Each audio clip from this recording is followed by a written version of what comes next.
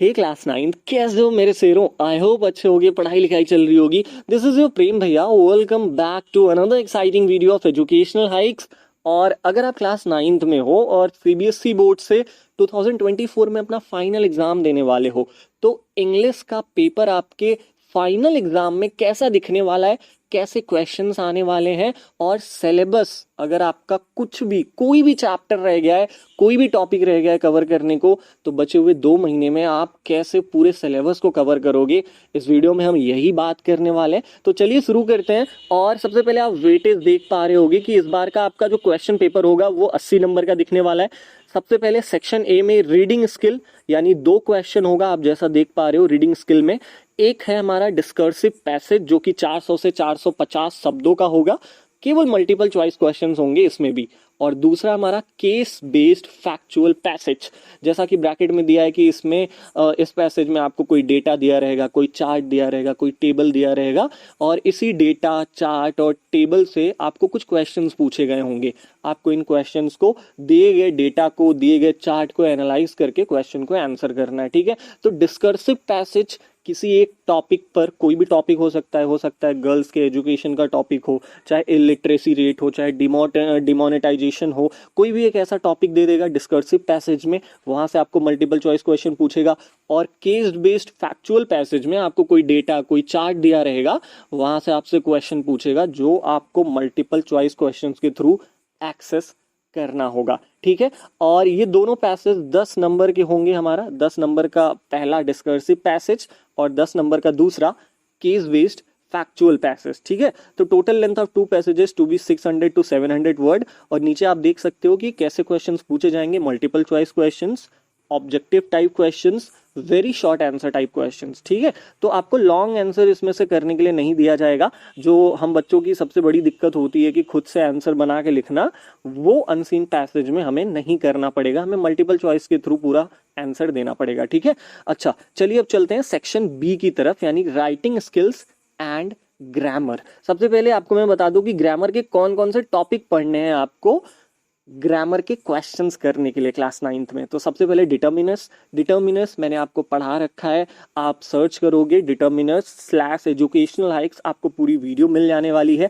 Determiners में अलग अलग तरीके के डिटर्मिनर्स होते हैं भाई, आर्टिकल्स होते हैं, पोजेसिव्स होते हैं, क्वांटिफायर्स, क्वालिफायर्स, ऑर्डिनल्स, कोऑर्डिनल्स, ठीक है, जिसमें some, few, first, second, third, many, इन सब वर्ड्स का यूज होता है, इनको हम डिटर्मिनर्स कहते हैं। तो भाई कितने डिटर्मिनर्स हैं, इनका कहाँ यूज होता है, हमें ये पढ़ना पड़ेगा डिटर्मिनर्स में। मैंने ऑलरेडी पढ़ा रखा है एक वीडियो में, आप सर्च करके पढ़ सकते हो। टेंसेस, जो कि बहुत ही नॉर्मल टॉपिक है। टेंसेस में आपसे पूछा जाएगा कि भाई किस टेंस में कौन सा वर्ब का फॉर्म यूज होता है, कौन से सब्जेक्ट के साथ कौन सा वर्ब यूज होता है। इसमें बहुत ज़्यादा जो कॉमन यूज होता है टेंसेस का, वो ये होता है कि आपको पता होना चाहिए कि हैव के साथ कौन से वर्ब की फॉर्म लगती है, इज, एम, आर के साथ कौन से वर्ब की फॉर्म लगती है, डू, डस के साथ वर्ब की कौन सी फॉर्म लगती है। बात करते हैं मॉडल ऑक्सिलरीज की। मॉडल ऑक्सिलरीज में आपको पता है may, might, shall, should, can, could, ought to, ये सब मॉडल ऑक्सिलरीज हैं। इनका क्या इस्तेमाल होता है, क्या यूज होता है, आपके टीचर ने आपको क्लास में पढ़वाया होगा, आपको ये पूरा पढ़ना पड़ेगा। सब्जेक्ट वर्ब एग्रीमेंट के 10 रूल्स हैं, ठीक है, जिसमें हमें ये पता चलता है कि सब्जेक्ट को वर्ब से एग्री कैसे कराते हैं। अगर आपको ये 10 रूल याद है तो सब्जेक्ट वर्ब एग्रीमेंट आप आसानी से कर ले जाओगे। रिपोर्टेड स्पीच में आपको डायरेक्ट और इनडायरेक्ट स्पीच आना चाहिए। Command and request, statement, questions, इन सभी को इनडायरेक्ट स्पीच में बदलना आना चाहिए, ठीक है। और ये सभी ग्रामर के टॉपिक्स आपको किन क्वेश्चंस के थ्रू पूछे जाएंगे आप देख सकते हो। नीचे क्वेश्चन नंबर 3 में लिखा है गैप फिलिंग, एडिटिंग और ट्रांसफॉर्मेशन की एक्सरसाइजेज होंगी। आप नीचे देख रहे हो जो स्लैश करके यहाँ पर लिखा है ना, गैप फिलिंग, एडिटिंग और ट्रांसफॉर्मेशन की एक्सरसाइजेज होंगी, ठीक है। तो ये जितने भी ग्रामर के टॉपिक्स ऊपर दिए हैं ना, आपसे इसमें से डेफिनेशन नहीं पूछेगा कि what is determiner, what is tenses, what is modals. आपको गैप फिलिंग, एडिटिंग और ट्रांसफॉर्मेशन की एक्सरसाइजेस के थ्रू इस ग्रामर को आपने कितने अच्छे से समझा है ना, ये टेस्ट किया जाएगा। इस तरीके के क्वेश्चंस आएंगे जिससे आपको ये पता होना चाहिए कि भाई डिटर्मिनर्स क्या है, उसका यूज कहाँ पे है, टेंसेस क्या है, उनके यूजेस कहाँ है, मॉडल्स क्या है, उनके यूजेस कहाँ है। आपको जब तक इनके यूजेस नहीं पता होंगे ना, तब तक आप गैप फिलिंग, एडिटिंग और ट्रांसफॉर्मेशन की एक्सरसाइजेस नहीं कर पाओगे। मैंने गैप फिलिंग पे कम से कम 10 वीडियो बनाई हैं और वो ऑल इंडिया लेवल पर रैंक भी कर रही हैं। आप सर्च करोगे एरर करेक्शन या गैप फिलिंग तो आपको हो सकता है एजुकेशनल हाइक्स की वीडियो सबसे पहले मिल जाए। ठीक है, अब बात करते हैं राइटिंग स्किल्स की। तो राइटिंग स्किल में सबसे पहले आपको डिस्क्रिप्टिव पैराग्राफ पूछा जाएगा। डिस्क्रिप्टिव पैराग्राफ को भी हमने डिटेल में पढ़ा रखा है। देखो यार, इस वीडियो के डिस्क्रिप्शन बॉक्स में ना मैंने एक एक टॉपिक जो पढ़ा रखा है क्लास 9 की इंग्लिश से, उसकी लिंक मैं नीचे दे दूंगा वीडियो से। आप जाके टॉपिक वाइज लिंक पर क्लिक करके उस टॉपिक पर वीडियो देख सकते हो। जैसे डिस्क्रिप्टिव पैराग्राफ पे हमने one of the best video बनाया भाई साहब, 2-2.5 लाख व्यूज गए हैं उस वीडियो पे। हमने इतने अच्छे से समझाया डिस्क्रिप्टिव पैराग्राफ, तो जाके उस वीडियो को जरूर देखना। स्टोरी राइटिंग या डायरी एंट्री एक ऐसा टॉपिक है जहां पर आपको अपनी क्रिएटिविटी दिखानी होती है।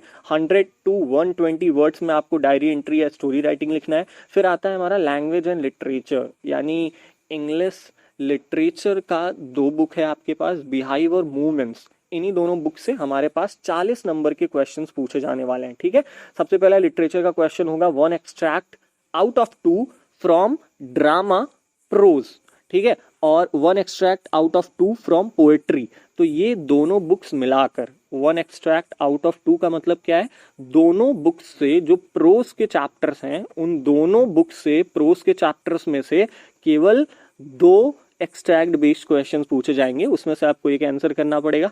पोएट्री में भी दोनों बुक से पोएट्री जहां जहां भी है, उन दोनों बुक से मिलाकर आपको 2 पोएट्री के एक्सट्रैक्ट बेस्ड क्वेश्चंस पूछे जाएंगे। आपको करना है केवल एक है। ठीक है, मल्टीपल चॉइस क्वेश्चंस होंगे, ऑब्जेक्टिव टाइप क्वेश्चंस होंगे, तो घबराने की जरूरत नहीं है, लॉन्ग आंसर क्वेश्चंस नहीं होगा।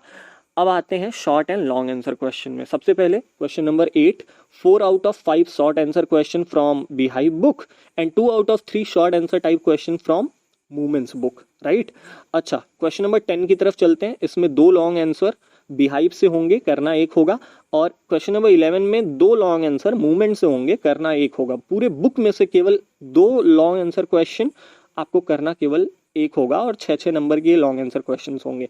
ठीक है, तो अब बात करते हैं कि जो भी दिया गया सिलेबस है, इनका प्रिपरेशन आप कैसे करोगे। सबसे पहले यार, आपको लेटेस्ट सैंपल पेपर जो सीबीएसई ने रिलीज करा है क्लास 10th के बोर्ड एग्जाम के लिए, उसका अनसीन पैसेज प्रैक्टिस कर डालो। ठीक है, और जहां से भी अनसीन पैसेज आपको बोर्ड के सैंपल पेपर में मिल जाएगा, cbscacademics.nic.in ये वेबसाइट है, सीबीएसई एकेडमिक्स, आप गूगल पे सर्च करोगे, वहां से जाके आप लेटेस्ट सैंपल पेपर डाउनलोड कर सकते हो क्लास 10th के इंग्लिश के लिए, जहां से आप अनसीन पैसेज प्रैक्टिस कर सकते हो। ठीक है, अनसीन पैसेज प्रैक्टिस कर सकते हो वहां से।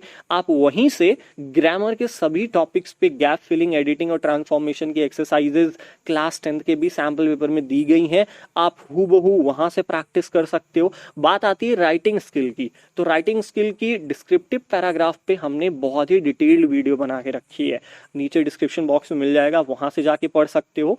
और लिटरेचर की बात करें तो लिटरेचर के सभी चैप्टर्स की इट इज एडवाइज्ड कि एक बार आप समरी पढ़ लो, ताकि आपको पूरे चैप्टर का मतलब पता रहे, और एग्जाम में आपको अगर वो क्वेश्चन ना भी आता रहे ना, तो बना के आप आंसर लिख सको। ठीक है, तो अगर आप क्लास 9th में हो तो आई होप आपको ये टिप्स पसंद आए होंगे और प्रिपरेशन करने में आपको ज़रूर मदद मिलेगी।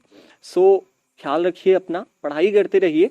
मिलते हैं एक और धमाकेदार वीडियो के साथ, तब तक ख्याल रखिए अपना, अपनों का। Bye bye, love you all, Jai Hind.